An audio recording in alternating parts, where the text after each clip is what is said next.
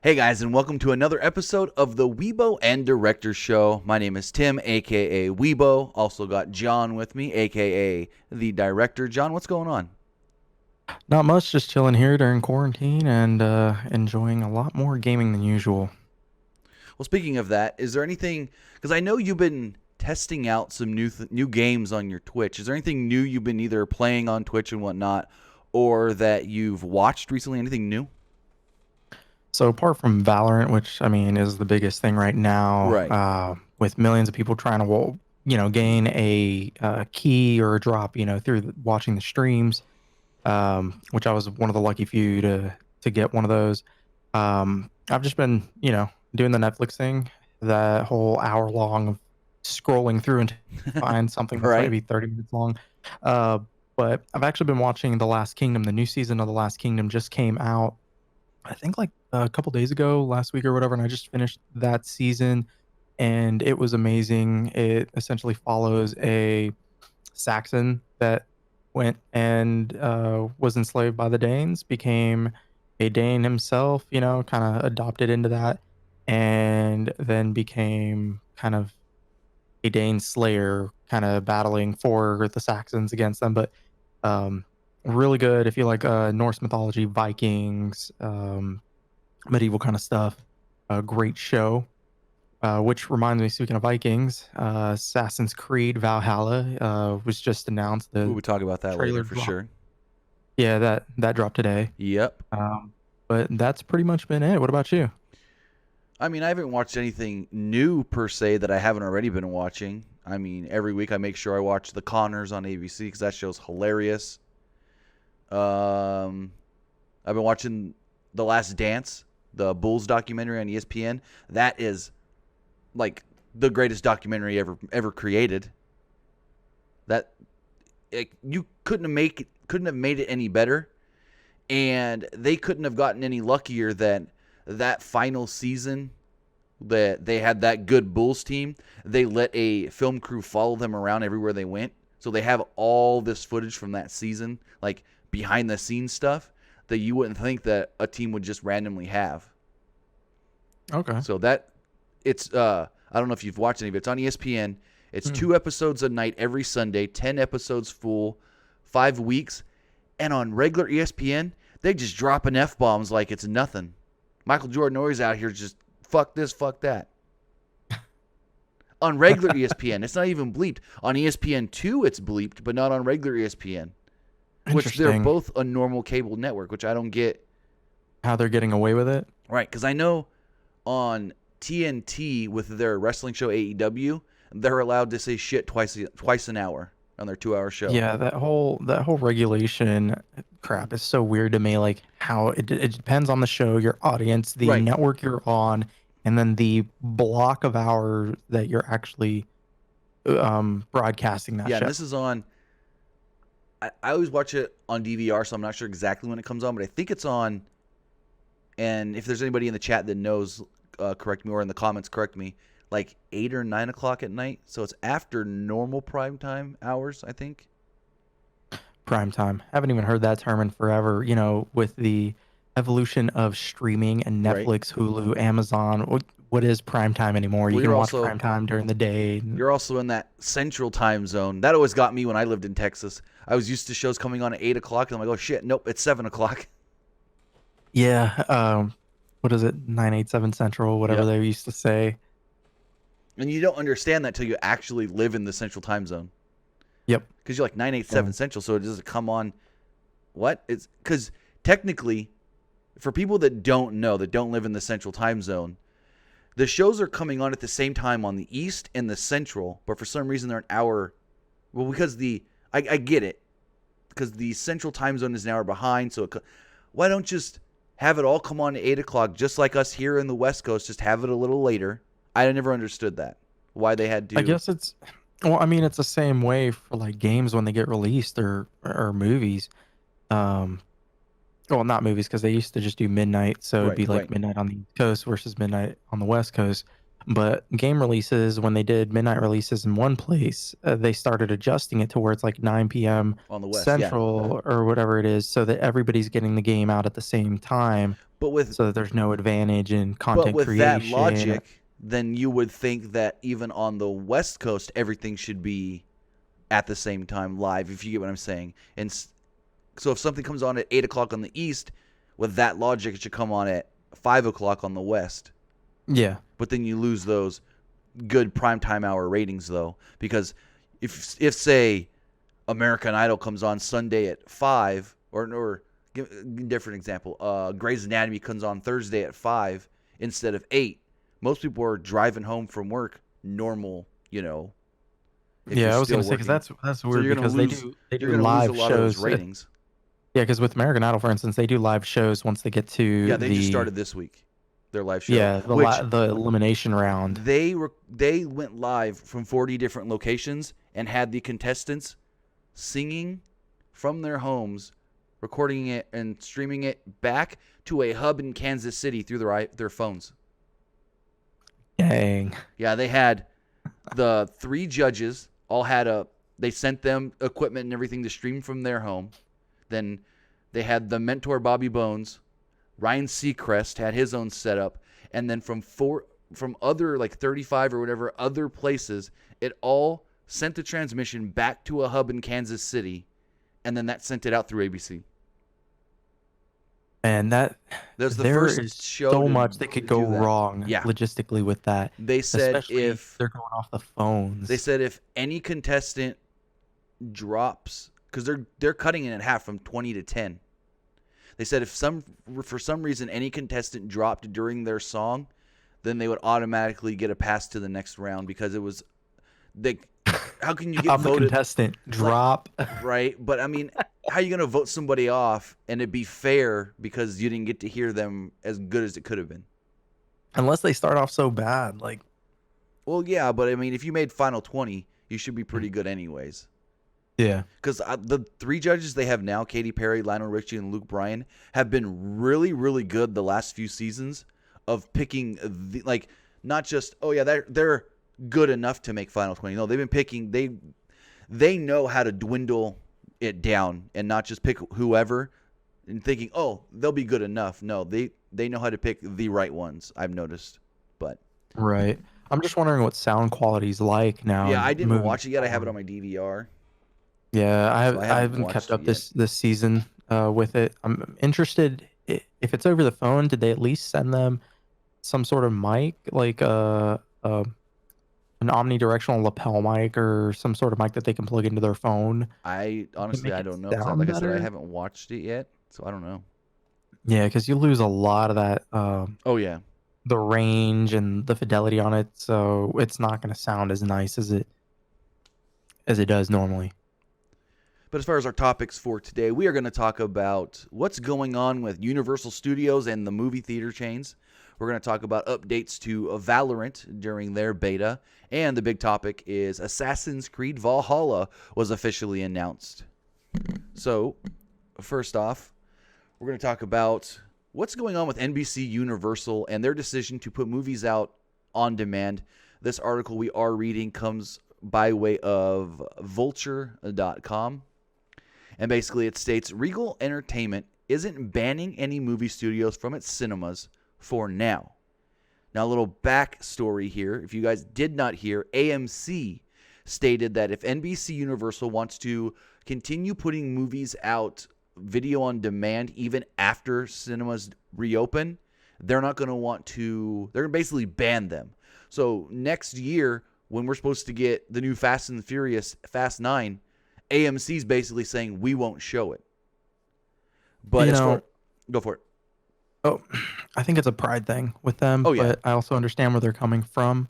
Before we get into the Regal portion, Because I was just going to say real fast, Regal's got a good idea for a compromise.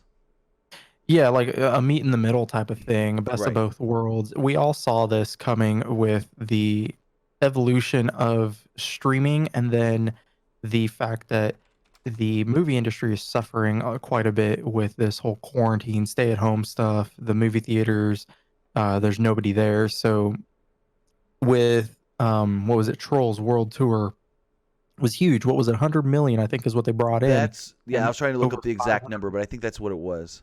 Right, 100 million, and I think 5 million copies or something along those lines. I mean, with a higher price, it was, at least for me with a family, it was an easy decision. Hey, I'm going to pay $20, rent And to that. be completely honest, $20 is cheaper than you're going to spend for a family of 4 to go to the movies anyways. Yeah. Even if I did matinee, I'm going to spend at least $15 per adult and 10 to 12 per kid.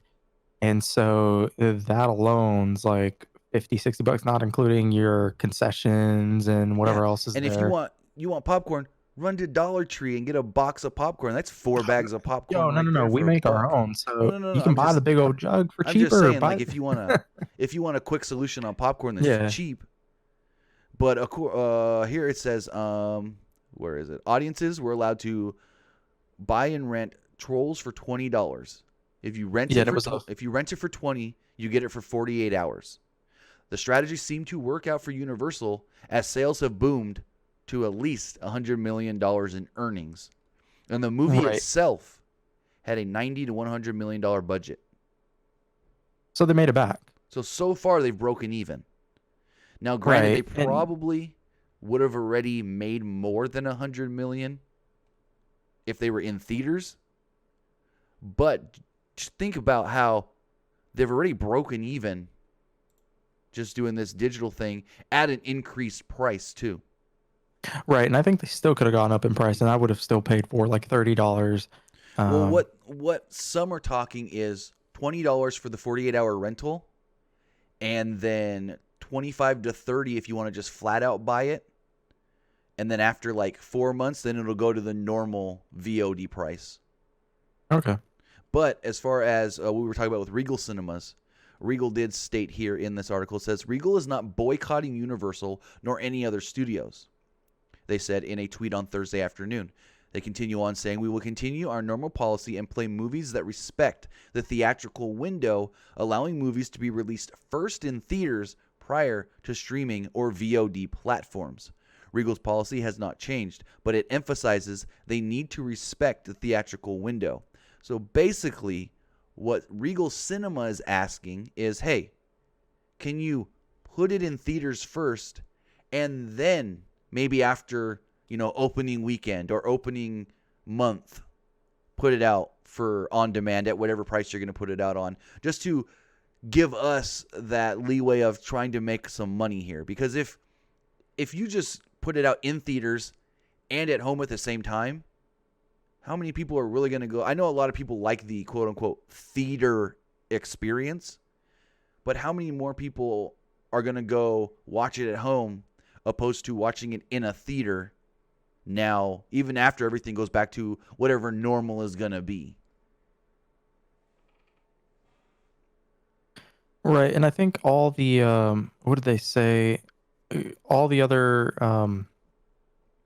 big, what's the word? Oh, well, Studio? their partners pretty Right. much had all reached out to them to notify them of shortening those windows Right. due to the current situation. And I believe he stated here that he missed a message from Universal's announcement. Not only did Universal provide no commitment for the future, but Universal was the only studio that tried to take advantage of that current crisis. Yeah, because I And haven't seen any other studio go this route. Now I know Disney, they were supposed to have Artemis Fowl come out, I want to say in June or July. And instead of that going to theaters or streaming, it's going straight to Disney Plus. So they're just jumping all the guns. nobody's complaining about them. True. But also Artemis Fowl is not on the level of Trolls where they felt like they were going to make a lot of money with it. Yeah, but still, nobody's Disney rules the world. Disney's losing $6 million a day right now It's ridiculous. because they don't have the theaters open and no movies are filming. Right. Well, no, it's even more than that. The maintenance fees for their parks is Well, yeah, they had that's to. hemorrhaging a ton of money. Well, they also had to go to the governor of Florida and get permission just to send maintenance into the Disney World. Yep. Considering trying to make it to be considered an essential Oh, job. that governor in Florida, he's basically going to tell anybody they're essential because he wants everything coming to Florida right now. He told WWE they're an essential business. I don't know about that.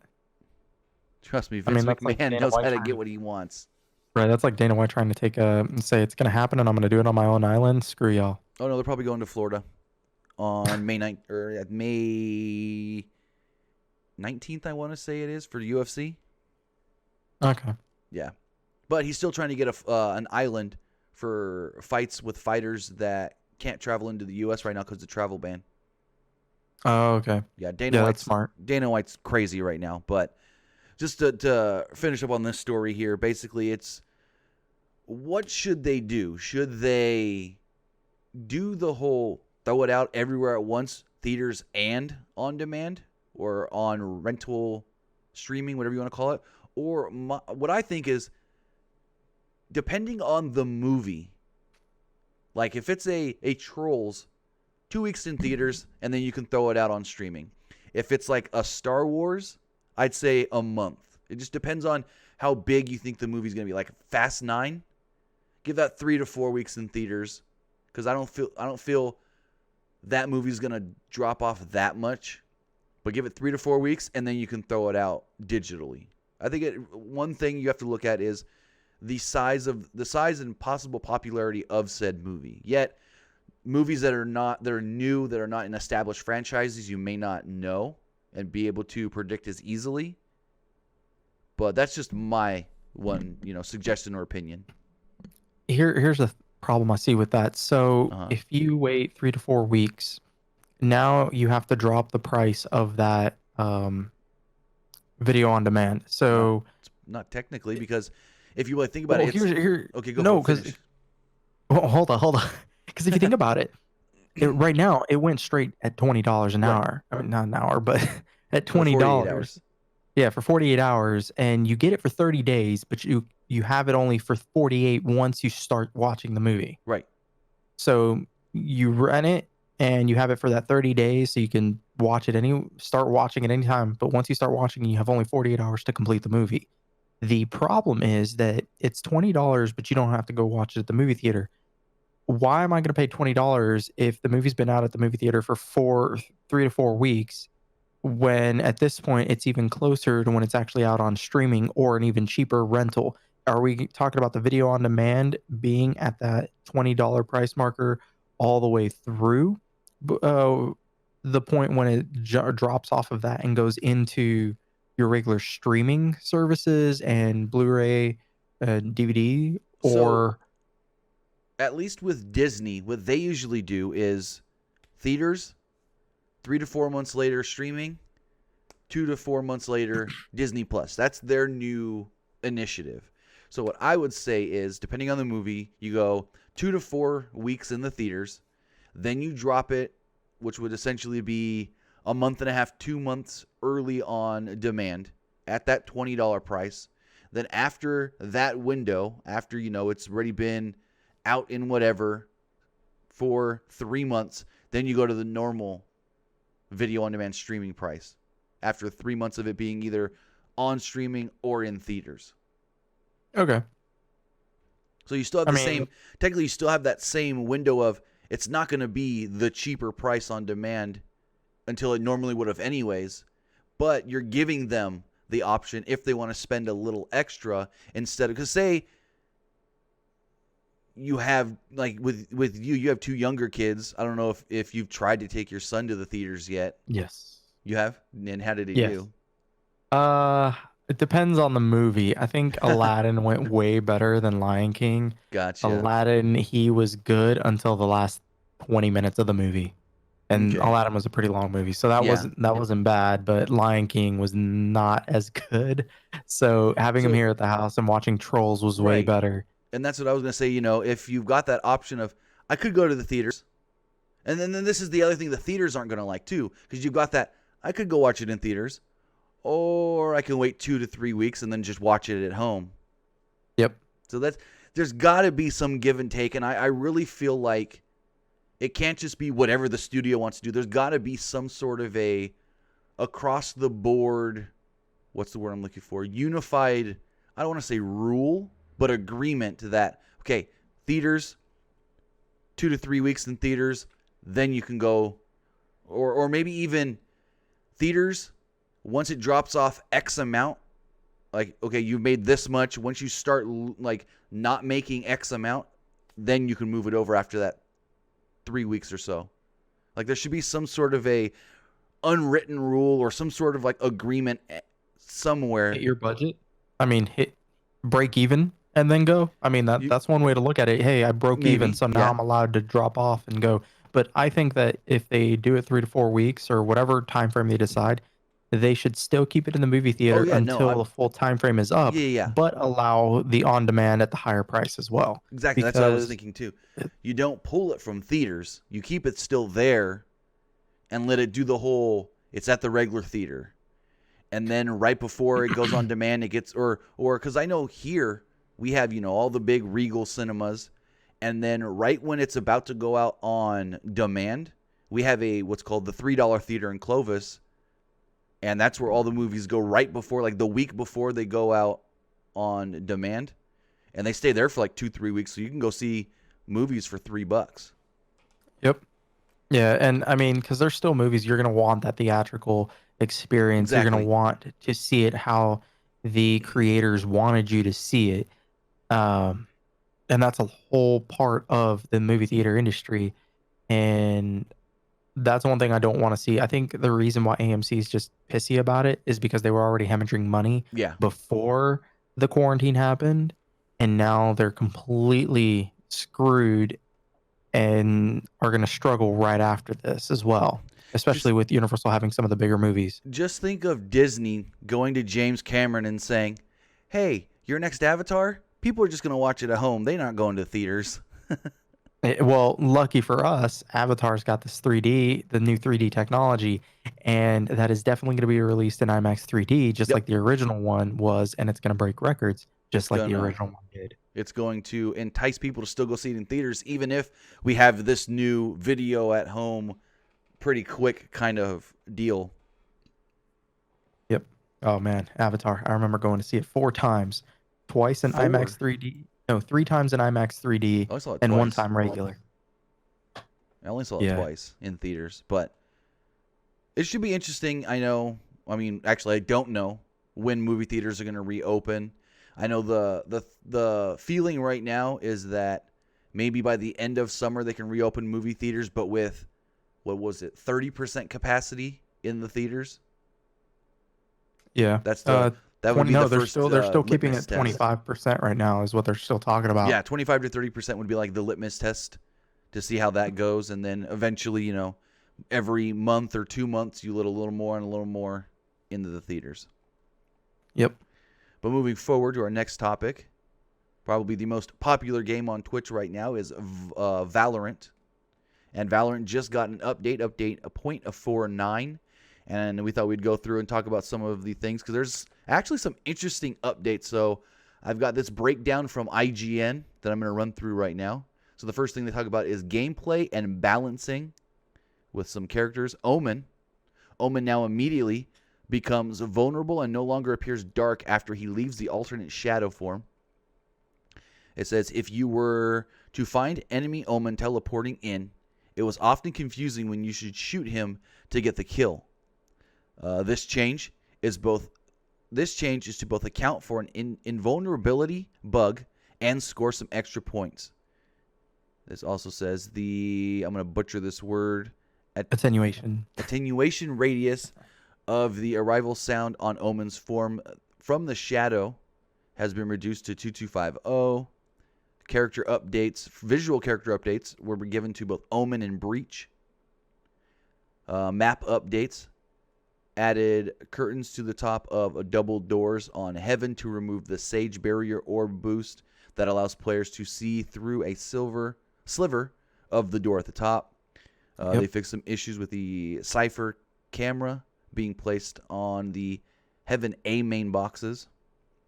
Fixed multiple fixes to geometry on Heaven's binds, splits, and a few other small little map updates.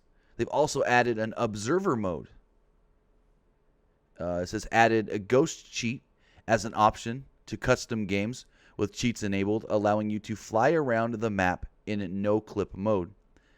Ability HUD no longer displays when entering drone cameras as an observer. Exiting drone cameras will now swap back to the most recently viewed player if there's still a valid view target. And then some of the other things they've changed, they've got some HUD and UI changes in-game. New directional damage indicator visual.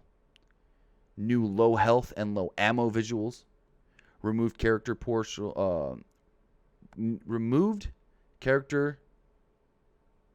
portrait from a player's minimap icon, which I don't know if I like that. I like having the portraits on that minimap so you know where everybody actually is. This says voice activity is now shown above allies' heads. Added color to spike icon above allies' heads. Fixed the ultimate ability icon above teammates' heads, showing as charged after gaining 1 unit. And then it says out of game changes. Relocated find map button. Relocated practice button. Added play again button to the end of a game screen, which I like. That's like in Fortnite, where you don't have to just go back to the main menu and, wait for everything. You can literally just put me in a new game now. I like that. And then there's also some quality of life fixes, and there's some bug fixes with some of the characters. Phoenix fixed a bug where Phoenix would get teleported back to an ascender rope ladder after respawning in case where Phoenix died while Run It Back was active and he was attached to an ascender. Another Phoenix bug fix where for a brief time after Run It Back ended, Phoenix could be damaged in the place where he fizzled. For Viper's toxic screen on the minimap to show gaps in the wall, and then another Viper being able to animation cancel Viper's pit. So some interesting things there, some things that you may not notice while playing. Anything stand out to you? I do like the Omen thing, which a few people were talking about. Oh, well, Dynasty was talking about on the chat. So with the teleport, with the attenuation being changed, you now actually have to be closer to him to hear him. Right. So you could usually hear when he was teleporting nearby and see it. Now, what they were saying about it being confusing when to shoot, when not to shoot, I was still confused. I didn't know that you could kill him or when not. Right. Because Exactly. usually if you would shoot at the shadow, it would just cancel his teleportation and send him back. Oh, okay. That wouldn't actually kill him. Now, if he was finishing that teleport and had just about done it, there was a point where he can't shoot you, but you can still kill him, and that's what was unclear. So I guess they're changing Gotcha. that to where he's vulnerable now throughout the whole thing, and that changes how OP he can be on it. As far as other fixes and stuff, I wish they would just shut Phoenix up. He talks too much. Like his character is literally the one that talks in Right. game all the time for everybody. So I do know what they're talking about with the Haven double door. Right. If I'm not mistaken, Haven's the one that has the center or the 3 points, and when you go mid, there's the garage and the double door thing. I think that's what they're talking about. I Yeah, I could be think so. wrong. So apart from that, updating visuals, I mean, they all look good so far. They still have that cartoony look. I don't know what they were talking about with the camera. Since I haven't played, I have played Cypher. I haven't played much on it, and I mean, I need to play the game after this update just to see how it really feels. But apart from that, it wasn't really big. I was hoping they would do a little bit more, maybe throw a different map in there to test. But they are still fixing the ones that they already have out, Right. so I get why they didn't throw that in there. Because you got to think, Uh, it's the beta. They haven't given a hard date when it's going to be out to everybody, so they can just trickle every 2 weeks or so these updates. And I felt like there was actually quite a bit in this update, to be honest. Not a lot that you may notice while playing, but a lot of small fixes that is needed in a beta. Right. And I get that. I completely get that. Where was it? There was another fix that I was thinking about here. Okay, so with the new buttons added, so like the play again feature, what I want to know is, does this feature keep your party intact? Or not your party, but the team you're playing with? I wish they would do something similar to what you do with um, Siege, where you stay as team, because sometimes you'll queue up and your team is great. You Right. random team that you started playing with are great, and you want to stay with them, but not everybody adds each other as friends. It'd be cool just to be like, all right, keep playing as I team, and think, and then you guys can correct me in the chat or in the comments if I'm wrong with this, but with Fortnite, as long as everybody clicks to just go straight into another game, you all stay together, I believe. So if it's like that, then that's how it would work. That everyone would still stay together as long as everybody clicks to automatically go into a new game instead of going back to the main menu first. see, that would make sense, because then it would essentially make it the same as like Rainbow Six Siege's stay as team button. Right. The one thing that I'm interested to see is it says removed character portrait from player minimap icon to better distinguish player icon. I like having the the character portrait there, so I don't know, maybe it's not going to be as bad as I'm thinking in my head, because it says player Right. icon. So I don't know if that means like, well, actually, if that means like whatever your picture is for your Riot ID, is that what it's going to be now on the mini map? Again, we have to jump in and see Maybe. what that is. Well, or it just might be it might just be the same icon across the board for everybody. I don't know. But by the way, Kristen says that yes, in Fortnite they do stay together. Yeah, that's what I thought. But no, I guess we would have to hop on. I might do that after Same here. this podcast. So we'll just play a game and see if it is that way or not. Because I like knowing, okay, Jet went over there. Oh, Omen's over that way. So you kind of know where certain characters are going to go with certain abilities. So you go, okay, if you've got, Viper over there where she can throw up her wall, and I'm, say, who was it? How can I think of her? Sage, who's also got a deal where you can kind of technically throw up a little wall. Okay, you tell Viper, you go over there and block C with your little wall thing. I'll go A, block with my wall, but you know what I mean? Yeah, no. Like I knowing where completely get certain it. characters are opposed to different players is what I Which like better. from right, and which from the get go, Valorant has Riot has done a great job with Valorant as far as setting the grounds for people to learn the callouts, learn the maps by Right. a adding all the labels on the map when you click M, or when you bring up the actual map itself. I think it was like tab for the map, Yeah. um, Use hold tab. or caps, something like that. I changed my bindings so because I Right. use caps as push to talk. But and the other one is when you're talking. So when you're using the in-game voice chat, it tells you who the person talking, where they're at, Right. under their actual name, which is also great. So because you get this by me, or on my body. Well, where the hell's your body? Where'd you die? And You know. what I also like on the mini map, because you'll be calling out, you'll be like A heaven or A short, and someone goes, "What's A short? What's A long?" Well, if you are standing in an area, you've got your map, but then under the map, it literally tells you what area you're in, whether you're in A long, whether you're in A short. So I like that too, so people Right. can start learning without having to be told. You just pay attention to where it says you are, and I like that too as well.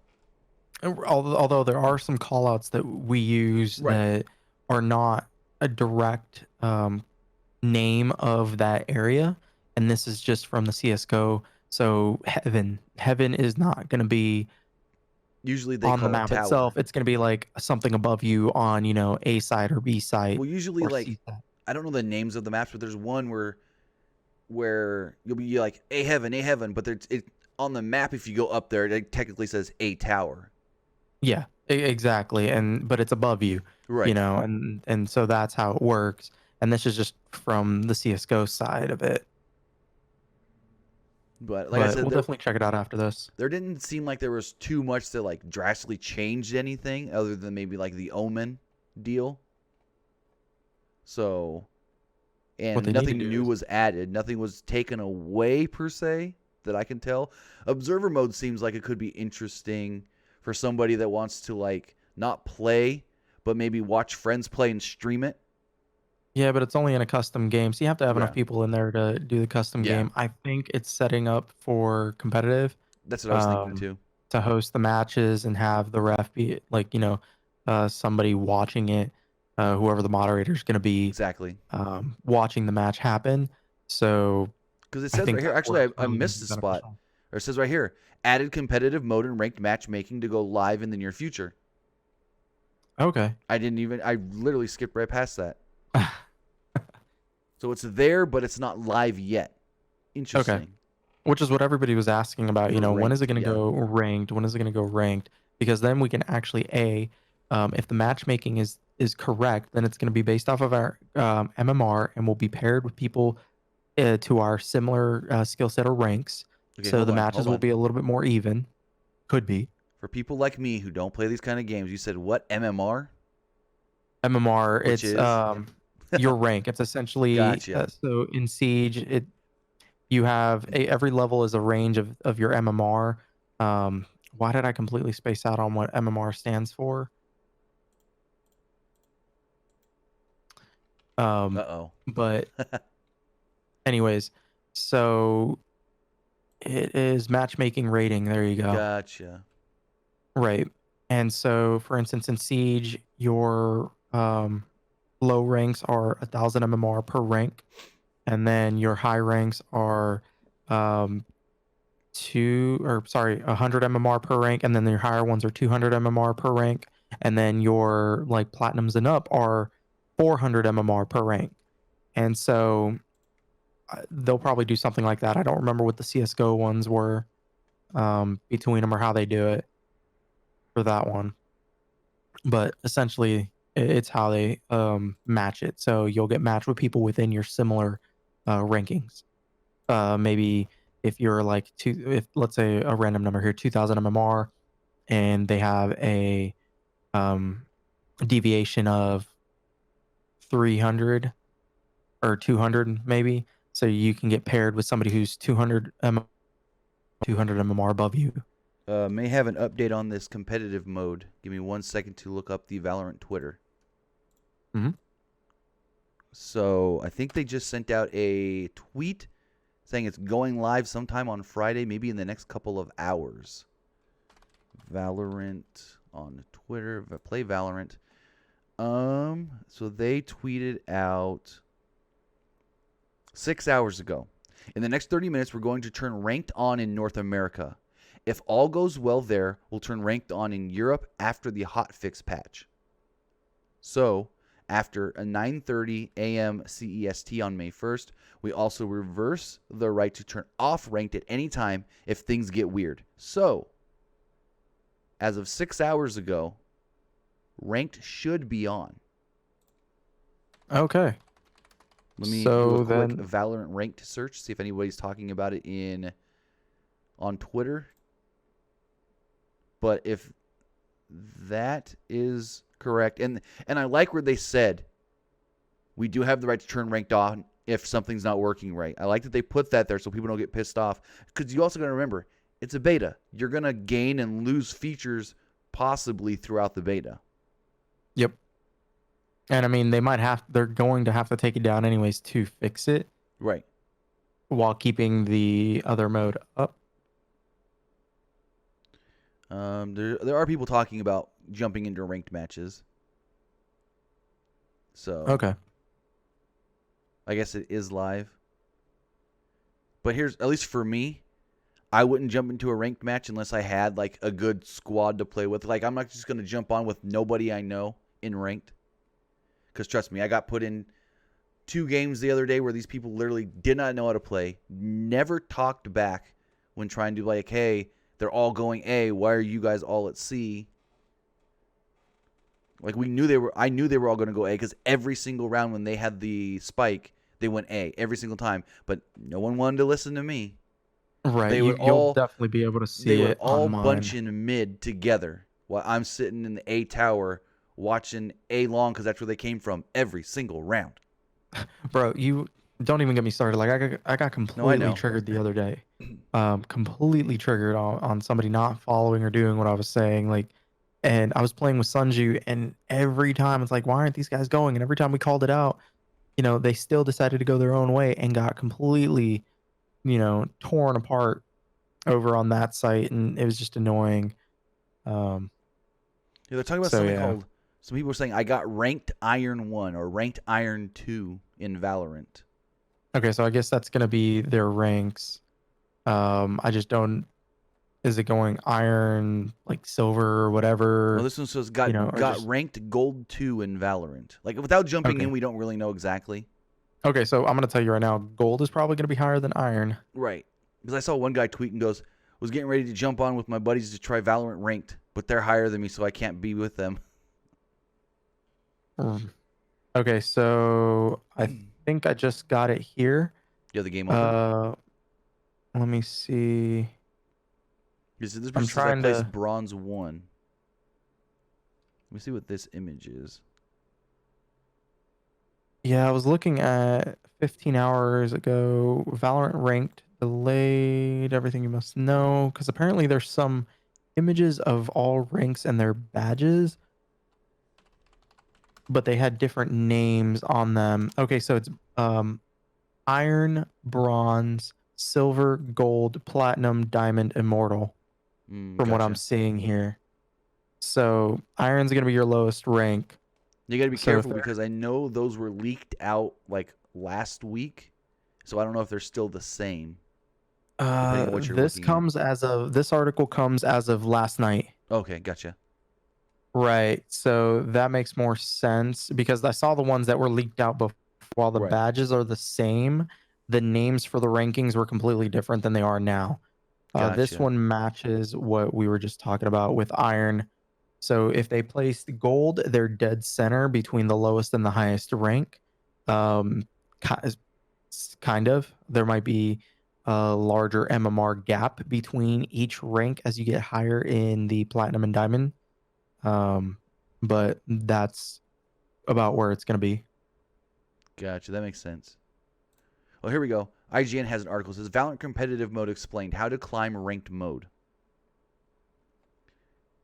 So the 8 ranks in Valorant. Let me see if I can get this image to show everybody. It's Okay. not. I think they actually have a Valorant. Okay, so there's a blog post on the Valorant website. Let me. I'm going to show this with everybody so they can see this as well. Oh, and Dynasty, yes, we will stream a ranked match as soon as we can. We might hop on right after this podcast, so feel free to check us out if we do. If not, I'll definitely hop on tomorrow and stream it for you. So this here from the Valorant website says Valorant's competitive mode uses the same in-game rules and format as the unrated mode, but with the focus on higher stakes competition. Valorant's competitive system is still in its early stages, and we plan to evolve it over time.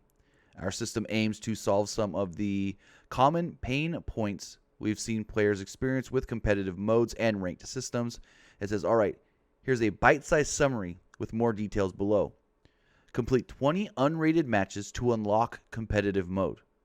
So you have to play 20 matches first. 8 ranks, 3 tiers each, except the top rank Valorant. Queue with up to 5 player parties, must be within 2 ranks of each other. Okay, so that's your MMR difference. Rank isn't displayed in competitive matches. Rank isn't displayed if competitive matches aren't played within 14 days, but your rank doesn't decay behind the scenes. Closed beta rank does not carry over once the game launches fully. Okay. Which kind of sucks. Mm, not really, because consider it a season. So, like every other game, when you have seasons, your rank starts from scratch. Like for True, most true, games, true, like true. Siege, your rank um, is new when you start a new season. Okay, see, so the screen I saw didn't have Valorant on there, so that's Yeah, kind this is the of one like from the Valorant website. It's got the iron 1 2 3, bronze 1 2 3, silver, gold, yep, platinum, diamond, immortal, and then Valorant rank, which is yep. the top one. Let's see. Let me just Yeah. see if there's anything else here. Um, it says competitive integrity, competitive progression, and beyond. The Valorant community will lead the way on how our team evolves competitive mode and the rank system during closed beta and especially after launch. We're currently tinkering with how to add an element of persistent rank progression that recognizes your competitive accomplishments for all ranks outside of just the match rank display. Expect to hear more on these improvements on Valorant's competitive mode and ranks as we get closer to launch. Again, How many still ranks? no actual date on when the main launch is going to be, but I do know that every other week they're expanding the servers to allow more people in. Right. Oh, here's something. It says, our ranked and competitive matchmaking system is meant to deliver a balanced fight and keep the disruption to a minimum. Factoring in your total performance also helps us better detect smurfs, prevent rank boosting, and get to an accurate display of your skill much quicker. This way, you'll have more trust that you're playing in balanced matches with players that have actually earned their rank. Planting the spike can be more fun with friends, so you can queue into competitive matchmaking with a party of up to 5 people. We want players to feel supported when playing in a team of up to 5, because we see it as a key part of competitive play in Valorant. But it says there's the whole thing. You have to be within 2 ranks of each other. Anybody lesser or higher cannot be in your party. This requirement is to help ensure that the best skills are being displayed in games and no one has a clear advantage or disadvantage, basically. Yeah, what's gonna suck is some of the people I play with that are definitely better than me. While we play even on some of our matches, sometimes they play way better. We're definitely gonna see where we all land with each other, Right. and we might not be able to play with some of the people we're playing now, Like you and me. which is good. I mean, that's good. Just because, yeah, sadly, you might not be in my tier, while I might not be in like Sunji's tier. It's going to be like Um, when I jumped on Siege that one time and you're like, we can't play ranked right now. He's new. yeah. Uh, so Kristen, we're probably gonna play it tonight. If not, I'll definitely be on tomorrow, and depending on Timmy's schedule here for his podcast and streams, he might stream it tomorrow as well. We'll see about that. Now, Fiddle asked us. He said there's a lot of that is a lot of ranks. Is that more than CS:GO? I don't know. I think it's fairly close to the Let's look amount of that up real ranks that fast. CS:GO has. While they, let me see. Let me pull it up real quick. CSGO So ranks. CS:GO has 18 ranks, and Valorant, based off of their stuff, has 19. Um, so they have So it's 6 about base, even. and then one, ultimate like rank where it's just one. Um, with CS:GO, you have 4, 5, 6 in the silver, 4 in the gold, 3 in the master. No, sorry, 4 in the master, and then you have the legendary eagle, and then you have supreme master and global elite. So they have a total of 18 ranks versus Valorant now has 19 ranks total, and I think Siege has similar. They have 4 in or copper, 4 in bronze. That's 8, 4 in silver, and then 3 and 3. So I think actually Siege might have more. Yeah. And so that should be interesting. Like John said, we're going to try and maybe do a stream of that tonight, if not tomorrow. But our main topic here today, which we'll probably not talk as much about this than Valorant because there's not much information out about it yet, is they have announced the new Assassin's Creed Valhalla. Now, this game is, I guess, for most people, you would just say, oh, the theme is Vikings. But others may say also Norse mythology and everything. So I think this Yeah. is going to be a very interesting game. Apparently, they're trying to go even more above and beyond than they did with Odyssey. Did you play Odyssey? Because I didn't. I did. I'm going back through because I didn't complete I thought about getting it and playing Origins through or it. Odyssey, so I'm going back and playing them from the beginning. So I'm almost done with Origins. But Gotcha. yeah, they are definitely trying to add a lot more. One of the biggest features that they're talking about is this settlements, which really fits the not necessarily Norse mythology is one thing. That's part of the Danes or the Viking beliefs, but um, it's also about that Viking culture. And during the time that they were invading all the kingdoms within England, and from the looks of the trailer, that's when this is taking place. And for those of you that aren't familiar about that, one good show to watch that really covers a lot of this is Vikings, and another one would be on Netflix, which is The Last Kingdom, which is one that I just mentioned at the beginning of the stream. But anyways, they're talking about settlements, and where was it? Oh man, this yeah, there really isn't too much on I'm gonna here. pull up some of these photos for people to see. Yeah, it just had okay, so gameplay, settlements, raids, and customization. So the trailer didn't really showcase this directly, but what they're saying is that there's an open world setting in England's Dark Ages, and Viking culture will bring some of the key elements to the Valhalla gameplay. One of those being the Viking settlement um, that the main character is leading. I think the And main character's I name is guess like they're talking Eivor or similar to, Ivor. yeah, and they're saying it's similar to Black Flag's Well, it's got the same Inugua director, I settlement. believe, than Black Flag. I Okay. believe that's what it was. Uh, yeah, so they're saying it ahead of the announcement how much more important the settlement is to Ivor's story as well as the gameplay. So he says the settlement is a key feature of the game. It is quite grand in what we're trying to achieve with it. We want you to feel that this is your home, that you're building, that a lot of what you're doing in the game world is at the end of the day going to feed into the settlement so that it can grow, it can flourish. We have a ton of buildings that people can build. Each building comes with its own gameplay purpose.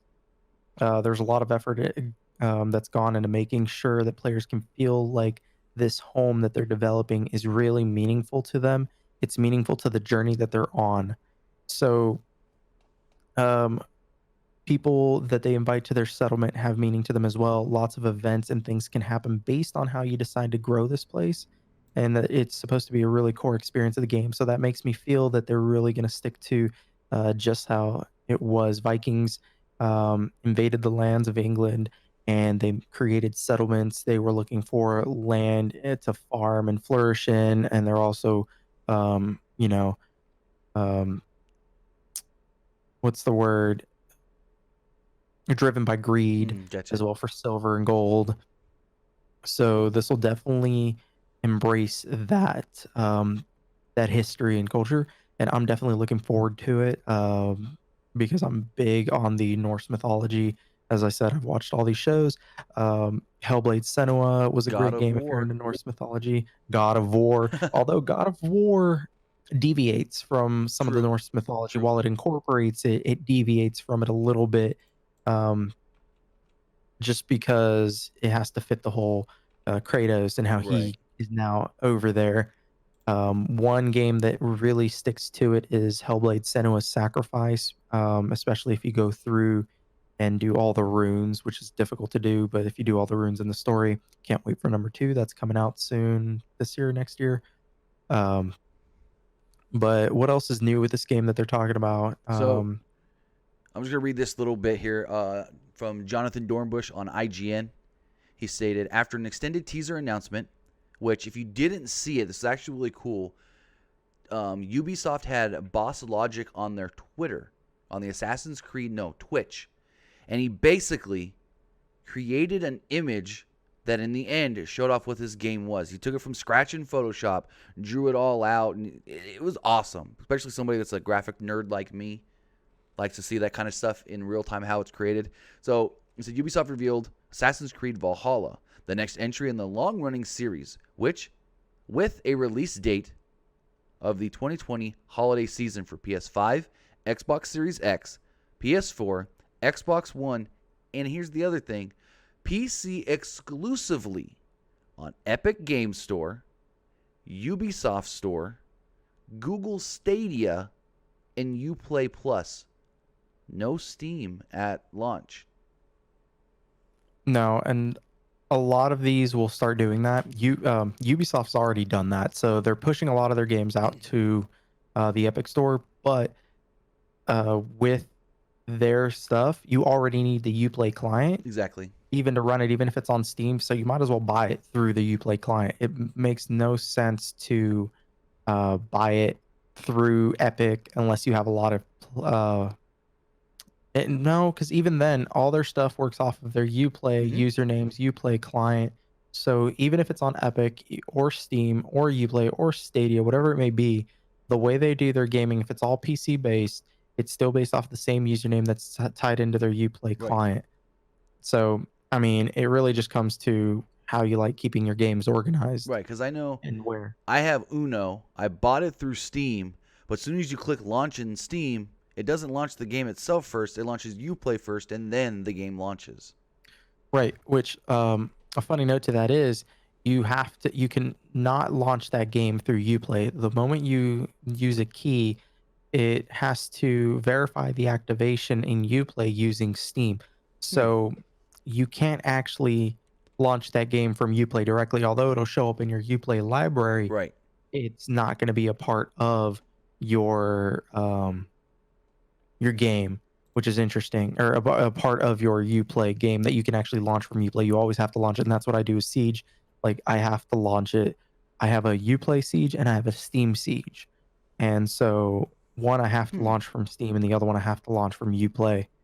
Um, which it's all right. I mean, I have all my Assassin's Creeds through Uplay anyways, versus Right. Steam, so it doesn't make a difference. Hmm. But Stadia, huh? How are Google they doing right Stadia. now? Well, if you make an account, you get Google Stadia Pro for 2 months free. They're trying to just push that out now. Yeah, I'll have to check it out. I'm still, I don't know, with the way it works. Um, I heard it's getting better, but it's not great. And I mean, they did a Google Stadia Connect where they were supposed to announce stuff, and they didn't announce anything that would get anybody interested. To be completely honest, like their big thing was sometime in 2020 we'll get Jedi Fallen Order on Stadia, possibly by the end of the year. That was their big thing. Oh, and they're getting FIFA and Madden eventually on Stadia. yeah, Kristen says Ezio is the best out of all the protagonists of the Assassin's Creeds. I agree. So just talking, And I just wanted to read this last little thing about so people know exactly what the game is. It says revealed alongside a cinematic trailer offering a glimpse of the new settings and characters. Ubisoft confirmed that Valhalla will be set in the 9th century Europe as players take on the role of Eivor, depending on it's Eivor, a Viking raider who leads their people out of Norway and into the Kingdom of England. Valhalla is being developed by Ubisoft Montreal, which previously developed Assassin's Creed 4 Black Flag and Assassin's Creed Origins, with over a dozen of Ubisoft associate studios contributing as well to the new game. So they've got over a dozen different studios feeding in different things helping make this game. So they're going all out. I heard this is supposed to be bigger than Odyssey, and it's so much bigger that you're going to get Viking rap battles.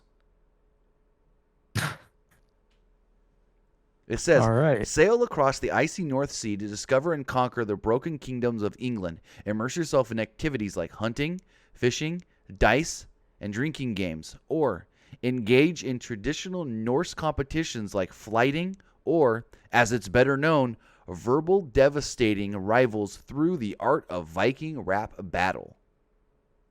What the hell? nice. Viking rap battle, which is known as flighting in Viking speak. Okay, cool. That's different.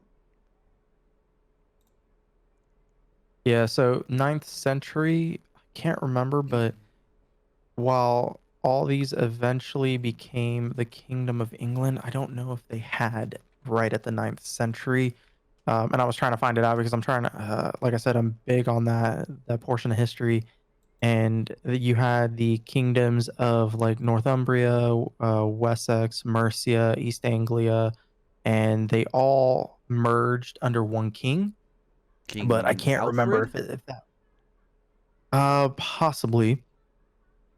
And it was right around that time. So I don't know. They're showing it as England. So at that point, it might have already been united, and then the lords of these kingdoms, instead of being kings, they were just lords of those kingdoms.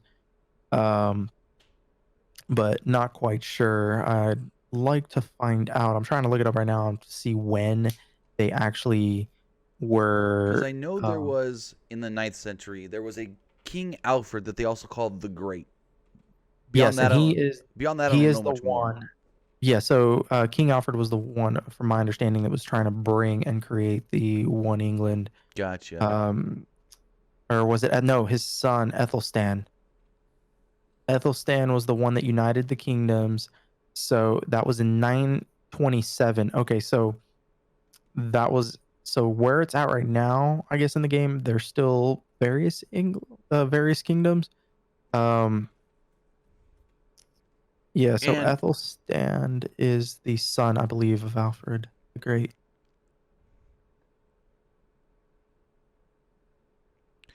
one other thing about Valhalla is we only saw the cinematic trailer today, but next week Microsoft is doing a, I guess you can call it, showcase of their next gen tech, and this is going to be shown off. Valhalla in-game footage will be shown off because they're only showing third-party stuff. They're not showing any Microsoft Studio game studio stuff yet. No AAA or whatever, but they will be showing a number of third-party studios and what their new games are going to look like on the Xbox Series X. And one of those will be Valhalla. So that's why they didn't show any in-game footage today, because that's being saved for the Microsoft, I guess you could say, conference or Microsoft showcase next week.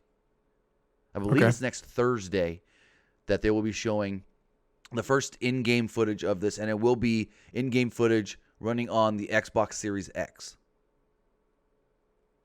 Which it'll definitely look better on PC when it comes out on PC.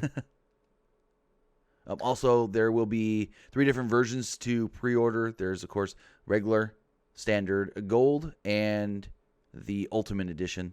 If you get the gold, you also get Season Pass. If you get the Ultimate, you get both the Season Pass and the Ultimate Pack. Yeah, I've already pre-ordered it.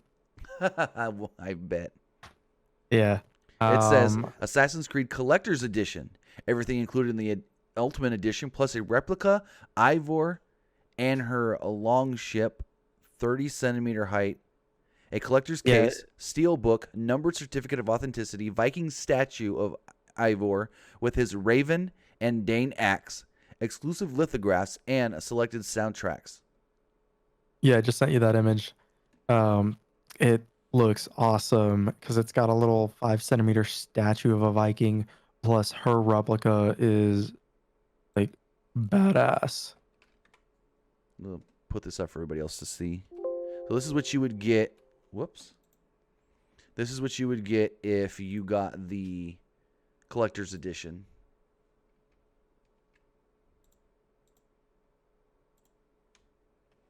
You get all this stuff: the book, the soundtrack, the awesome looking statue.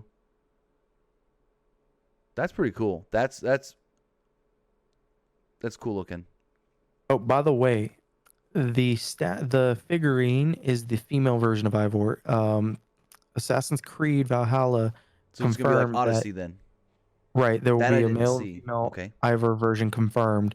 So the figurine is the female version, which Okay. technically is a shield maiden. See, I didn't see that earlier, but I know with Odyssey you can choose to be either a male or a female. Yeah, so that would be, I guess you can either be a Viking or a shield maiden, a warrior or shield maiden. So the shield maiden was the female warrior from that mythology or that time. Okay. Interesting. Yeah, a little bit of history. But with that, I think that's going to wrap everything up for today's episode, for this week's episode, whatever you want to call it. We're still figuring all that out. Yeah, sorry, I was reading our chat here. So apparently, somebody hates all the Batman and Deadpool games saying they are the worst ever. I know, Tim, you have something to say about that. I mean, I love And the Batman games. Um, they're teasing a new one for WB Montreal is teasing a new Batman game. Who knows when they're going to have any information on it?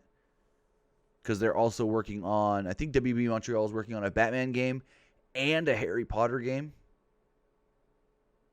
But I mean, here's the thing: if you didn't have the Batman Arkham games, we may not have Spider-Man PS4, at least not in the incarnation that it is, because it took a lot. Spider-Man PS4 took a lot from those Batman Arkham games. yeah, And it did. I love the Batman Arkham games. My favorite game of all time is Spider-Man PS4. So I can't wait till we get a new Batman game. I know they're already working on the new Spider-Man. As far as the Deadpool games, those were not that good. It was just basically, let's get something out quick because the movie's coming. That's all those were. Those were never really anything to be a possible Game of the Year contender like the Batman games, like the Spider-Man PS4. Just saying. Which, Spider-Man PS4 was a good game that year, but it was not Game of the Year. 2018 was a stacked year, and God of War won it that year. So, real quick, that figurine is almost 12 inches tall. Dang. That is massive. Yeah. 30 centimeters long. Like, that is huge. So definitely, and it to answer Dynasty's question, it is $200. Yeah, 11.8 inches. Yeah, so $200. I'm like, That was a if foot I did tall. not spend Damn. $329 for the Final Fantasy Collector's Edition, I don't think I'll purchase this one. Although I do love Norse mythology, and I do have some God of War collectibles sitting right here on my shelf, like the axe. I have the horn to drink Nice. with the strap for it to hang on the side, um, and a few pins and stuff. So I do have some Norse mythology collectibles too. So definitely looking at this. Right now, I just ordered the what is it? The Ultimate Edition, which runs at 119, which gives you the season pass and everything else. Hell, I'll Plus just play that the base extra. game when it comes out. I know with Odyssey, a week later, there were torrent versions of it you can download. Yeah, but this is one I'll Oh, support. yeah. I Plus, get you what have you're that saying. bonus mission available at Right. launch, so definitely gonna look at that. Um, so we'll see how it goes. I think it'll definitely be great. Um, but yeah, just seeing. Oh, apparently not everybody is perfect. Is what Fiddle's saying. Nice. But with that, I want to thank everybody who did watch us record this live on Twitch, twitch.tv/Weebo and Director. Or if you're watching later on YouTube, the Weebo and Director YouTube channel, you can follow us on all different sorts of social media. We're on Twitter, we're on Instagram, of course, we're on Twitch and YouTube, depending on how you're watching this. Also, you can follow me on Twitter at TimmyBuddy. You can follow me on Twitch, twitch.tv/TimmyBuddy. You can also follow me on my YouTube, Pro Wrestling Unlimited. John, how can they find you? They can find me on Twitter at the Director47, or they can follow me on Twitch, the Director47. Always remember the at Yeah. the beginning. So the Remember Director47. the Director 47, because I forgot that one week and sent a bunch of people over to watch John, not watch John, because there is a normal Yeah. Director 47 on Twitch as well. So remember Right. the. Yep. And then you guys can also follow me on my other Twitter, which is Cyber Lowdown. That is my cybersecurity Twitter. So feel free to follow me at Cyber Lowdown, all one word there. And soon there will be a YouTube and Twitch to go with that within the coming months as well Awesome. for tutorials and security and IT videos. So with that, remember to hit that follow button, because what we will be doing, as we stated earlier, we will record all the podcasts live here on Twitch, and then the next day they will go out on our YouTube.